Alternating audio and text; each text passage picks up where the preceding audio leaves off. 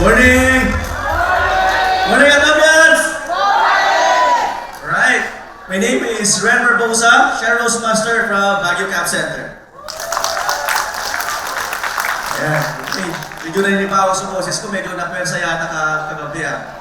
But anyway, I'm here to share, especially the first step. If you think about working in Atomy, being an auto sales master, you consider yourself as a successful member of this business. So paano nga ba maging auto sales master? Pag-uusapan po natin yan. I-share ko sa inyo, especially my own experience, my journey to be an auto sales master. You know what? This business is very, very possible.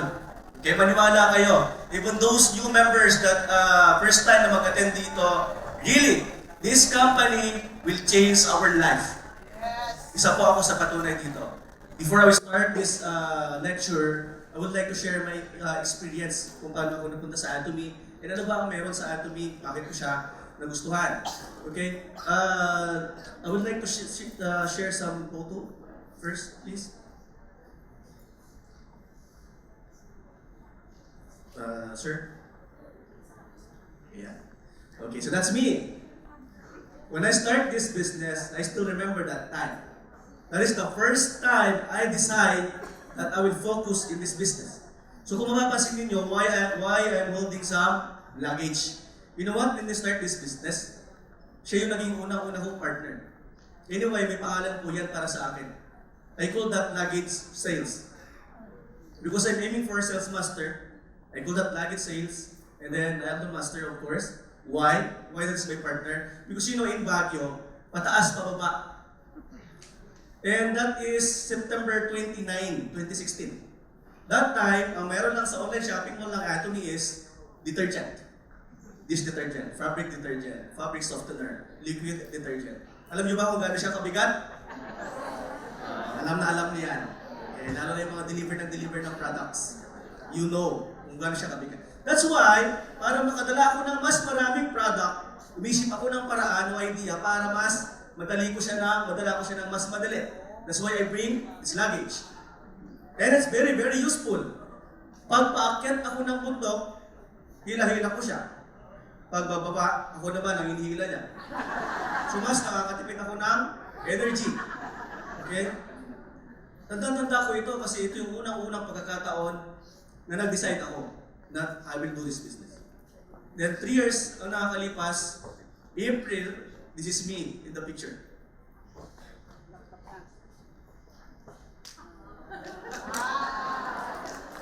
Ibang kariton na nga lang yan, kaya na madaming bulaklak. Because I become Sharon Rose Master, and that is our trip to Jeju Island. Okay? So first time, habang dala-dala ko yung luggage, Sharon Rose Master is just a dream for me. And guess what? Even becoming an agent is just a dream. Hindi ko in-expect na yung 300k TV pwede mong gawin. Eh lalong-lalong pa kaya yung Sharon Rose Master position. But, nangyari na siya. Now, this is me. Diba? I enjoyed being a Sharon Rose Master in Jeju Island, and believe me, pag nandun kayo, lahat ng pagod at napagdaanan nyo, mabubura lahat. Lahat yan, makakalimutan nyo. Ganon kaganda ang Atomy business. Okay? So, when we talk about auto sales master, sa palagay ko, alam niyo na po ng lahat, pero yung mga bagong members, when you talk about auto sales master, that is, you will earn 80,000 to 120,000 pesos per month. Who likes 80,000 to 120,000 pesos per month? Sa mga walang option, this is very, very good. Diba? Alam niyo ba kung paano magkaroon ng 80,000 pesos per month? Anong trabaho ang magbibigay sa inyo ng 80,000 pesos per month? Now, sabihin mo na alternative mo lang ito o kaya wala ka lang magawa. This is a very, very good additional income, hindi ba? For example, additional income mo ito. Sabihin mo, pang dagdag mo lang pang merienda. Gaano kagandang merienda makukuha mo sa Check Tapin? Pang dagdag mo pang shopping. Gaano ka daming shop mabibili sa loob ng 80,000 pesos? And when we talk about 80,000 to 120,000 That is per month without doing anything. Okay. Let me show you something. Here in the Philippines, sabihin natin, in general na lang, how much did you earn per month when you have a regular salary or regular job? Okay, let's talk about 20,000. Okay? 20,000 for 1 month. That is around 26 days, hindi ba? Okay. Now, how many months do you need to earn 80,000 pesos when you have 20,000 pesos per month? 4 months. In anatomy, when you do this business, you earn 80,000 to 120,000 in just ano mas maganda? Ano mas maganda? Sure? Okay. So, paano siya gawin? Okay? Paano nga pagawin yung auto sales master na yan? Di ba? Paano ba yan uumpisa? Okay? Unang-una, ladies and gentlemen, mag-uumpisa lahat yan sa atin. Why? Because we need to make a system. Ang Atomy is a network marketing business. And you know, if you are doing network marketing business, ano ang unang-una mong dapat gawin? Mag-recruit. Yes.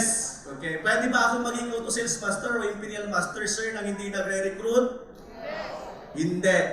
Responsibility mo ang mag-recruit. At alam natin, pagdating sa pagre-recruit, hindi yan basta-basta. Aminin natin o hindi, marami tayong pagdadaanan, pero isa sa pinaka-importante na lagi mong tatandaan, parte yan ng responsibilidad mo bilang pagpasok sa ganitong klaseng negosyo. Ang pagre-recruit. Okay? So ito yung goal natin, tama? Hindi ito ang i-work natin. Ang kailangan natin i-work, yung system na magbibigay sa atin nito.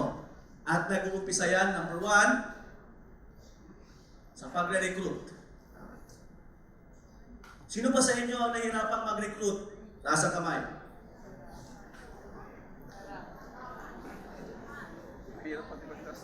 Maintindihan ko pa rin kung bakit nahihirapan ka rin mag-recruit. Kahit na alam naman natin na free membership, hindi ba? O, hindi ko rin maintindihan sa Pilipino eh. Free membership na nga, ayaw pa. Kaya lang humihingi ng free sample. Yun ang hindi ko maintindihan. Yung libre na yung membership ayaw, pero sample gusto. Normal lang yan. Okay? Normal lang yan. Kahit anong klaseng rejection ang ma-encounter niyo sa labas, lagi niyong tatandaan, normal yung klaseng ganong sitwasyon. Dati, nung ginagawa ko rin ng ating business, ilang beses po akong nare-reject every time. Maniwala kahit sa hindi, when I start to do this business, halos hindi ako makarecruit. Tandang-tanda ko yung araw na sa tuwing nagre-recruit ako sa Burnham Park. I spent 4 hours roaming around at the park. I end up recruiting no one. Why? Because of prejudging. Tinitignan ko muna, kinikilatis ko. Pag naka-spell yan, lalapitan ko. Pag hindi ko lalapitan yan, pupusta ako. Ganun din kayo, hindi ba? Oo. Hindi naisip ko, wala din naman palang mawawala. Nung na-realize ko na, tika lang, ano bang mas masakit? Yung ma-reject ka ng 1 time o ma-reject ka ng 10 times? Sa palagay ninyo, ano mas masakit? Parehos lang din naman, di ba? So tuwing nare-recruit ako, tanghaling tapat pa lang, umuwi na ako, iiyak ko yan. Kaya lang kinabukasan, nandun na naman ako sa meeting. Hanggang sa, may nakilala ako isang member. Actually, pastor na siya ngayon, sabi sa akin, tinan nyo ha, pag nag-recruit ka, hindi ba karapatan mong lumapit sa kanya para i-recruit siya? Hindi ba? Yes. Hindi kaya karapatan niya rin na i-reject ka? Tama hindi? O ba't ka nasasaktan? Equal lang naman, di ba? So, nung na-realize ko yun, hindi naman pala talaga dapat ako masaktan. Kasi karapatan ko nga naman lumapit sa kanya. Hindi karapatan niya rin i-reject ako. Sa palagay na yon o sa panahon na yon, doon na nag-umpisa. Hinalo ko na ang rejection sa mismong gawain ko sa labas. Sa tuwing nagre-recruit ako, hindi ako uuwi pag walang rejection. Paraan yun para ma-ready ko yung sarili kong pag-iisip. Pag na-reject na ako, hindi na ako masusurprise. Masasaktan pa ba ako? Inaantay ko yun.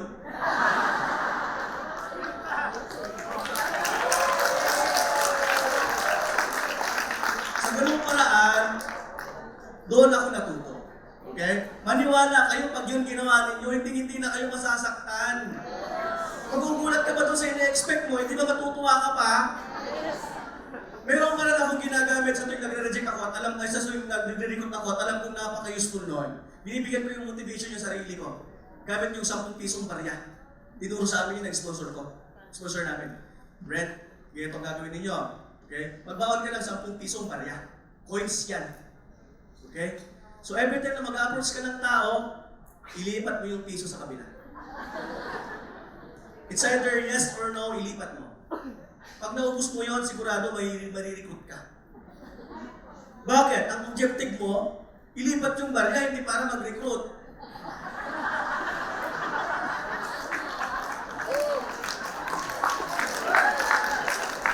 Pero very, very effective, di ba? O, ang ginawa ko, hinaluan ko ngayon, 10 bisong barya at 7 rejections. Hindi ako uwi hanggat hindi yun tapos. Mayroong panahon na nauna na yung lahat ng barya na ilipat ko, rejection na lang kailangan ko. So nagmamadali akong tanungin yung rejections. Surprisingly, yung ini-expect kong rejection, alam niyo bakit? Nagiging yes ng yes. Kaya napapadami ako ng recruit. Di ba? So ganung paraan, magiging mas madali para sa inyong mag-recruit. Sinabi naman ni CEO dati sa atin, di ba? Basta magsalita ka lang na magsalita. Di ba? Tama naman yung sinabi niya, kaya nga problema sa atin, kaya hindi tayo nagsasalita. Kasi hindi naman talaga tayo nagsasalita.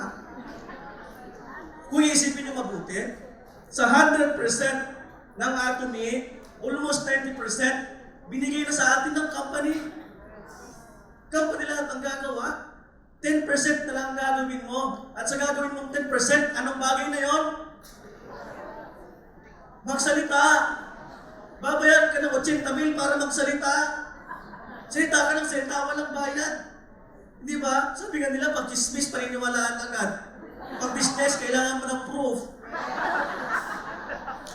Kaya pare-parehas na walang nangyayari. Okay? Number 1, recruitment. Okay?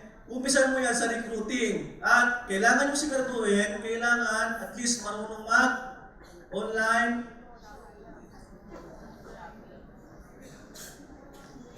register. Okay? Alam naman natin lahat ng Pilipinos, hindi naman lahat nakakaalam kung paano gumamit ng computer. Pero alam nyo, napag-aaralan lahat yan. Naalala ko pa dati, nagkaroon ako ng computer lecture sa office namin.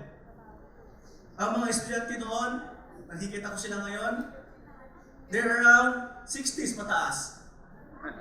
Natanda-tanda ko yun. Alam niyo ginawa ko, inisa-isa ko talaga kung paano gamitin yung computer. Ma'am, ito po ang monitor, ito ang mouse. Tiyagaan lang yan. Alam niyo ngayon, sila pa yung nagtuturo ng lahat ng member doon sa office. Ang range ng age nila, 16 pataas. Yung mga 16 pababa, hindi mo alam mag-computer, tingnan mo yun. 70 years old, malunong, ikaw hindi. May dami-dahila ka pa? Hindi na. Kaya kailangan natin siguraduhin, pag nag-recruit tayo at least, pipili tayo ng mga members or magturo tayo sa kanila kung paano mag-register online. Kasi ang pinag-uusapan natin dito ay auto system. Di ba? Kung lahat ng nire-recruit, ikaw magre-register, walang mangyayari sa'yo. Meron pa ba sa inyo dito kayo nagre-register sa recruit ng members ninyo? Kung isang pusang mo okay lang, kung isang daan tinampakan ka. Wala ka nang nagawa. Di ba? Nandun ka sa computer buong araw. Paano ka makakabit ng auto system mo? Nandun ka palagi sa computer mo. So kailangan turuan natin sila. Bakit? Kasi yun ang kanilang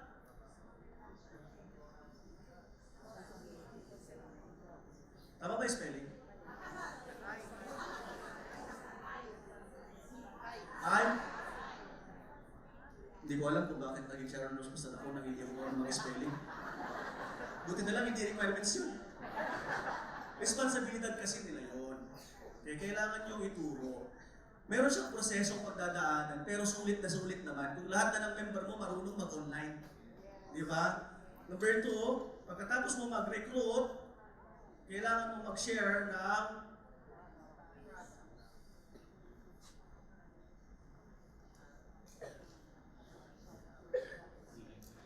product knowledge.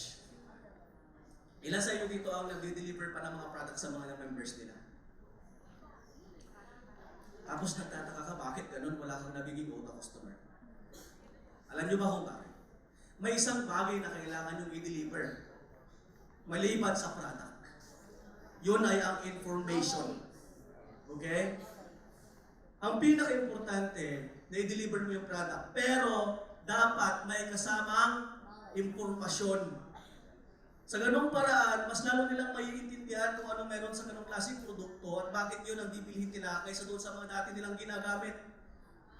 Para mas lalo mo silang mahikayat na maging auto customer. Kailangan mong kunin ang puso ng iyong mga customers. Bakit? Sa ngayong panahon, hindi na bumabase ang mga customer sa kung anong nababasa nila, kundi sa mga nararamdaman o nakikita nila sa mga nakapalibot sa kanilang tao. Bibigyan ko kayo ng isang example. Pumunta ka sa grocery. Merong dalawang klase ng toothpaste at hindi ka makapili. Ngayon, dumating ang kumare mo. Pagdating ni kumare mo, mare, itong bilhin mo, maganda yan. Anong bibilhin ninyo? Yung sinabi ni kumare, hindi ba? Hindi dahil tiwala ka sa toothpaste na ito, kundi tiwala ka sa kumare mo. Tama hindi? Kasi yun sa paraan na magagamit natin sa paggawa ng negosyo ng Atomy. Number 3,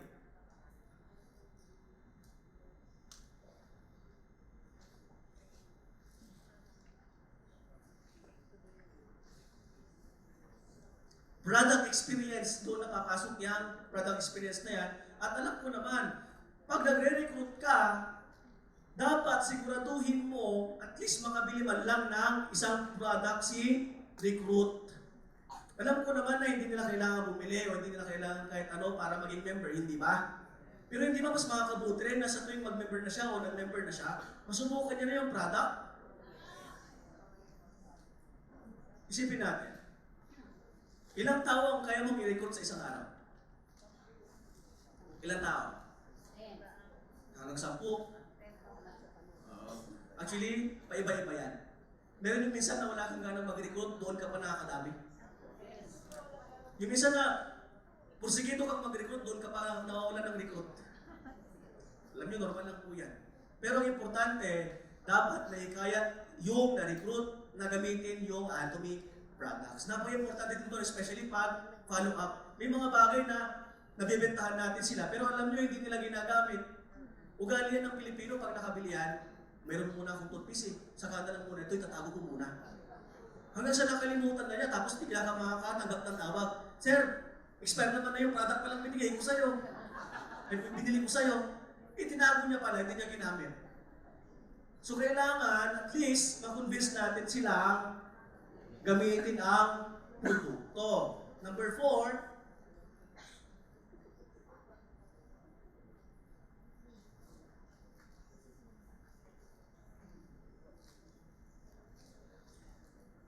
kailangan matuto na sila o maturuan na natin silang magkaroon o gumamit ng online shopping mall at bumili na sila ng product online.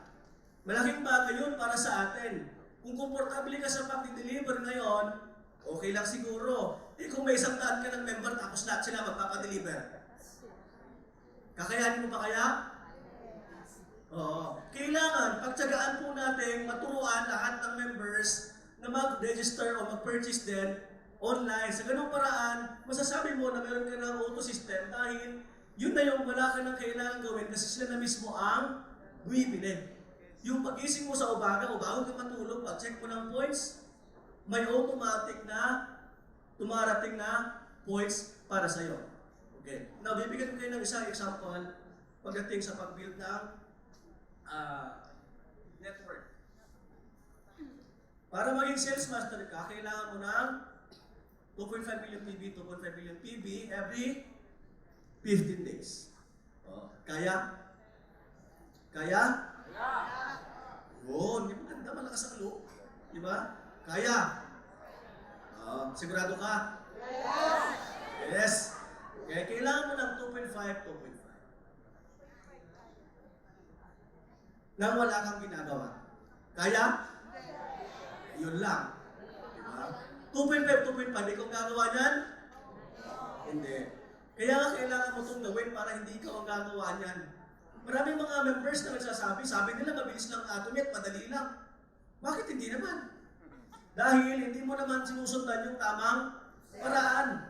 May sistema sa atomy. Alam niyo, ano pagkakaiba ng mga nakaupo doon at saka nakaupo dito? Actually, wala naman talaga. Bakit? Kung anong ginawa nilang sistema, yun din naman ang gagawin natin. Paunahan lang yan kung sino makaka-build ng ganong klaseng sistema.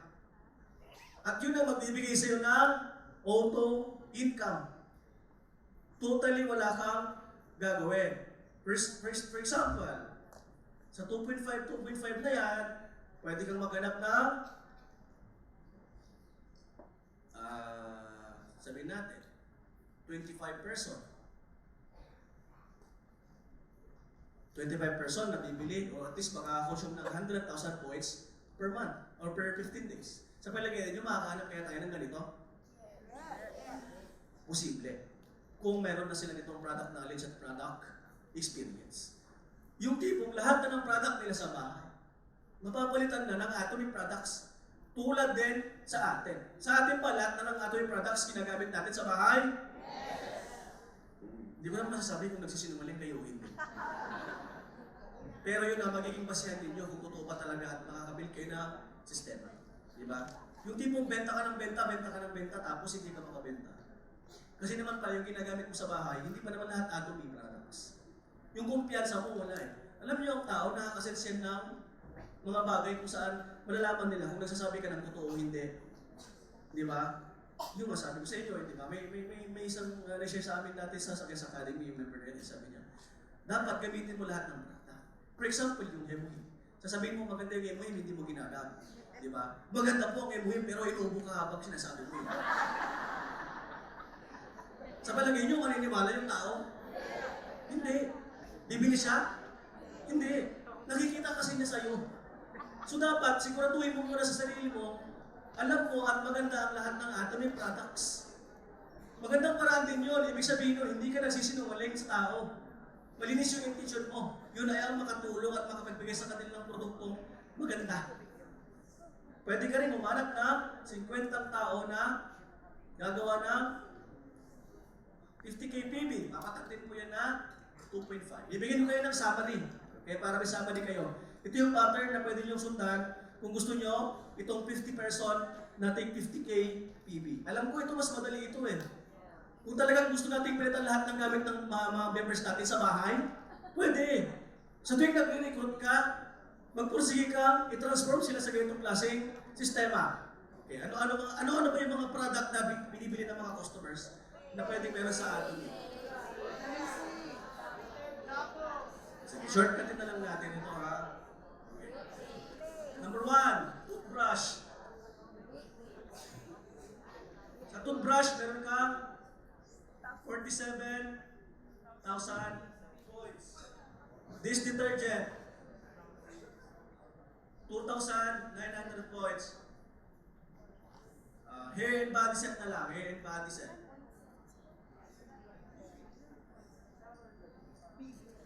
Okay. Hair and body set na lang para package na. Nandiyan na yung shampoo at saka yung body cleanser. Okay. Baka naman shampoo mo, atomy, yung sabon mo, safeguard. Tapos nagtataka, bakit kaya hindi ako makabenta ng body cleanser? Maganda naman ah. Sabi nila, hindi mo pala ginagamit. Fabric detergent, 3,400 PV. Omega 3, 8,300. Ito, hindi ito makakalimutan, sigurado yan. Okay. 39. Last.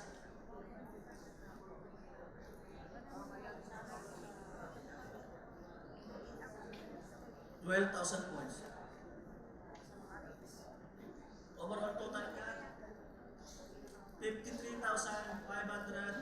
pesos. Wala pa yung iba dyan ha, wala pang cosmetics dyan. Posible ba na magkaroon ng 50k PB bawat isang customer kada 15 days? Posible yan. Ang kailangan lang talaga dyan, tiyagaan. Di ba? Yan yung gagawin mo para mag-generate ka ng 80,000 pesos per month. Monthly na wala kang dapat gawin, pero tatrabahuin mo muna yan na mauuna. Hindi ba? Ano ba ang gusto ninyo? Ibigay mauna yung 80k PB bago ka gumawa ng ganong klaseng sistema? O gawin mo muna yung ganong klaseng sistema at saka bibigay yung 80k pesos, 80,000 pesos? Sistema muna. Alam niyo kung bakit? Sa Atomy pwedeng ipamana ang account. Alam natin lahat yan, hindi ba? Yes. Pero utang na loob, huwag niyo ipapamana yung account ninyo na walang laman. Aanin niyo na pagmamanahan niyo kung wala namang laman yung pinamana niyo sa kanila. Alam niyo si sa Atomy. Kaya tayo nahihirapan ngayon. Kasi lahat na nagagawin natin, hindi nagagawin ng mga susunod na henerasyon. Isa ang Pilipinas sa may pinaka matindi at pinaka worst na pension income or pension way dito sa bansa, sa mga bansa. Di ba? Lalo yung mga retired. May mga retired na po ba sa atin dito? Oo. Sa wakas, pagkatapos ng 60 years, retired ka na, hindi ba? Na-enjoy niyo yung retirement? Bakit?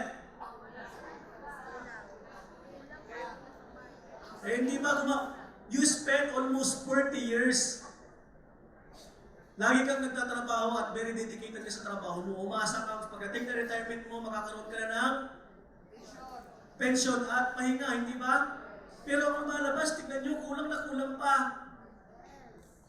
Ang nakakalungkot sa Pilipinas, pagdating sa mga parents natin, alam yung naalagaan ng mga parents, yung mga 10 hanggang pataas na anak. Pero pagdating na sila nangalagaan, parang nagpapasahan pa kung sino mag-aalaga sa kanila.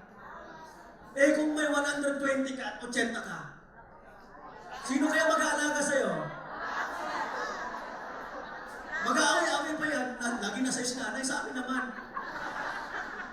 Hindi ba?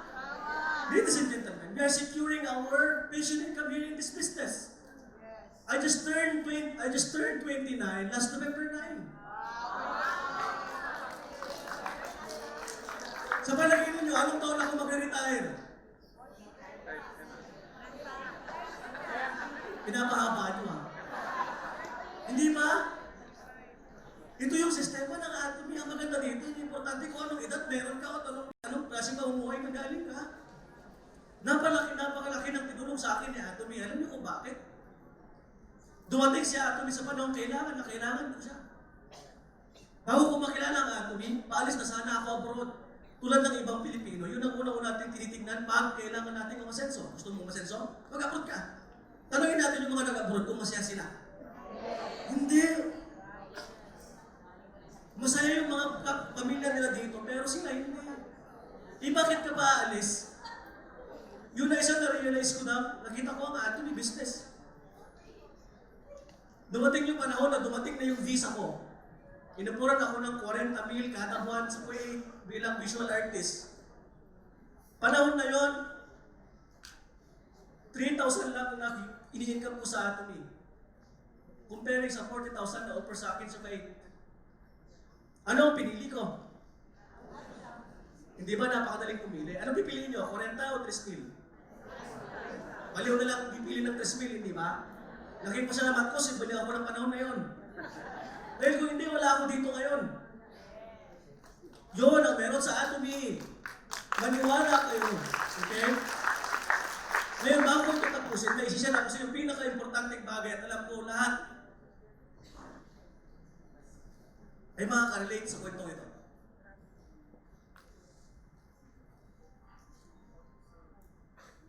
Alam niyo po ba kung ano ito?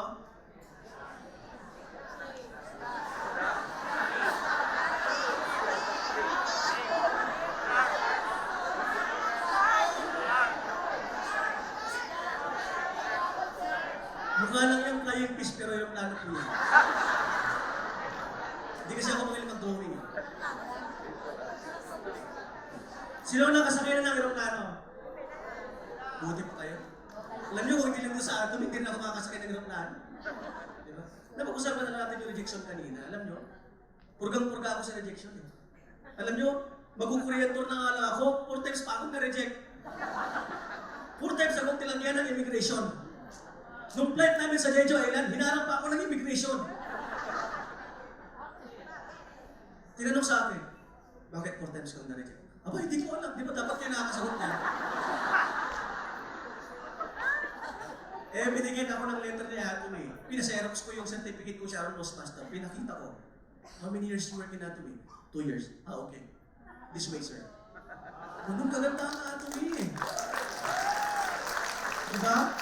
Nung una-una ko ikatapat yung pa ako sa Korea, tuwan-tuwa ako, pinapicturan ko pa nga eh. Then sa wakas, after ng 4 rejections, nakatapat din ako sa Korea. Hindi ko yung sinukuan. Ginawa ko lahat, mapatunayan ko lang na karapat-dapat ako makatapak sa Korea. Di ba? Pwede naman kung sa ibang bansa na lang. No. Kung talagang naniniwala ka sa sarili mo, kaya mo gawin yun. Okay? Bago ko tapusin ang lecture na ito, I believe, malaking tulong ko sa ating lahat. Pati sa mga members nito. Alam natin, sigurado tayo magiging successful tayo sa Atomy, hindi ba? Kung nakasakay ka ng aeroplano, alam nyo kung paano matakbuhin ang aeroplano? Siyempre hindi, nakasakay ka lang.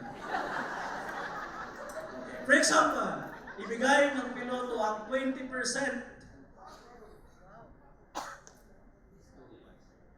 Sa palagay ninyo, lilipat ang aeroplano?